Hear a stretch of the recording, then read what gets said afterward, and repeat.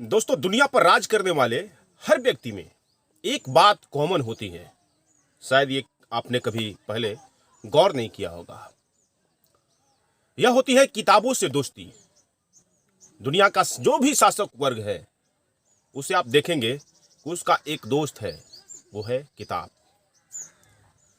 आप देखिए कि बिल गेट्स प्रति सप्ताह एक किताबें पढ़ जाते हैं। अब उन्हें क्या जरूरत पड़ी है किताबें पढ़ने की? दुनिया को कौन चलाता है? दुनिया पर कौन रूल करता है? शासक वर्ग। शासक वर्ग में कौन से लोग शामिल होते हैं? जिनके पास ज्ञान है। कोई भी समाज, कोई भी वर्ग जिसके पास फिलोसफर्स नहीं है, बुद्धिजीवी नहीं है, इतिहासकार नहीं है, इकोनॉमिस्ट नहीं है, अच्छे प्रोफेसर नहीं है, वो कभी शासक क्लास नहीं बन सकता है।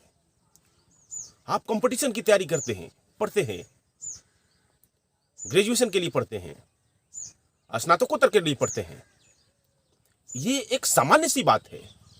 किंतु इसके बाद आप समाज के लिए पढ़ते हैं, पेबैक की सोसाइटी के लिए पढ़ते हैं, या खुद को उस शासक क्लास में बनाए रखने के लिए पढ़ते हैं, यह जब तक आपको आदत नहीं होगी तब तक आप एक शासक वर्ग के रूप में कन्वर्ट नहीं हो पाएंगे।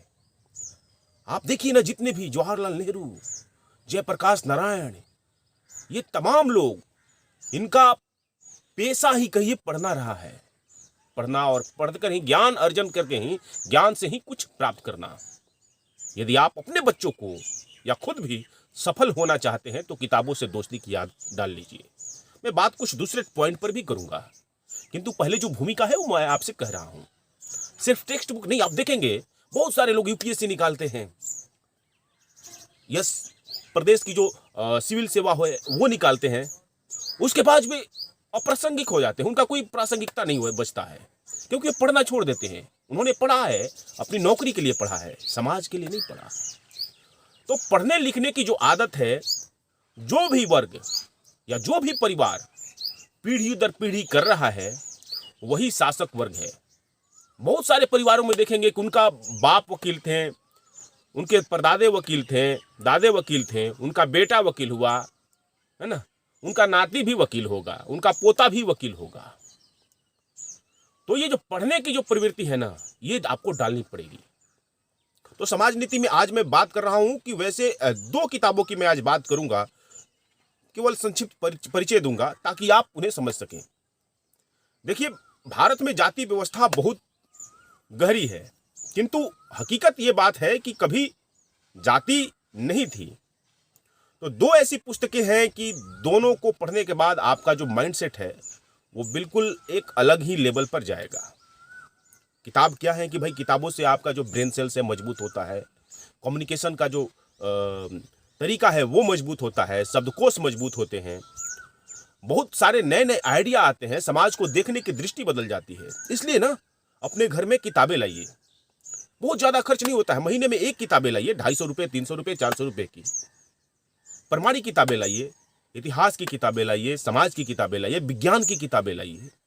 टेक्स्ट बुक के अलावे जब तक आपके घरों में लोग पढ़ेंगे नहीं, किताबें रहेंगी तो बच्चे पढ़ेंगे। तो जब तक आप ये प्रवृत्ति नहीं डालेंगे तब तक इस दिशा में आप बहुत ज़्यादा प्रगति नहीं कर सकते हैं। माना कि आप सॉफ्टवेयर इंजीनियर बना लेंगे, सिविल इंजीनियर बना लेंगे, है ना, सिविल ऑफिसर बना लेंगे, लेकिन जब तक पढ़ने की प्रवृत्ति आपके परिवार में नहीं रहेगी तब तक वो शासक वर्ग के रूप में कन्वर्ट नहीं हो पाएगा। तो एक सामान्य परिवार शासक वर्ग में कैसे कन्वर्ट हो, इसका पहला गुण है कि उसे पढ़ने की प्रवृत्ति डालनी ही होगी, टेक्स्ट बुक के अलावा। तो दो किताबें हैं। एक किताब है, देखिए मैं रखा हूं, और ये टोनी जोसेफ की है। ये किताब है आरंभिक भारतीय, शायद ये उल्टी दिख रही है, आरंभिक भारतीय। ये किताब है। इनके 2-3 पेज पर मैं चलना चाहूँगा, इसमें बहुत ज़्यादा मैं चर्चा नहीं करूँगा। उदाहरण के लिए इस किताब में है कि आज से लगभग 60,000 साल पहले, 80,000 साल पहले कई इसमें मतलब अनुमान दिए गए हैं, जिसके आधार पर यह बताया गया है कि भारत में जो आरंभिक भारतीय, पहले भारतीय कौन थे। और उसके बाद बताया गया है कि इसका जो पहचान है, पहला मध्य प्रदेश के भीमबेटका नामक जगह है, वहाँ पर शैलाश्रय जो है, वहाँ पर यानी पहाड़ी नुमा जो गुफाएं हैं, वहाँ पर कुछ रेखा चित्र और कुछ कप के आकार मिलते हैं, वहाँ पर जो लगता है कि मानव निर्मित है। तो माना जाता है कि भाई पहले वो जो थे होमो सेपियंस पहले भारत में वही थे, जो पहला पहचान मान लिया जाता है। उसके आधार पर समय का निर्धारण किया गया है कि नहीं, भारत में जो पहले लोग थे। उसके बाद इस किताब में जो है कि ये दिया गया है कि आर्यों के आगमन पर भी इसमें चर्चा की गई है।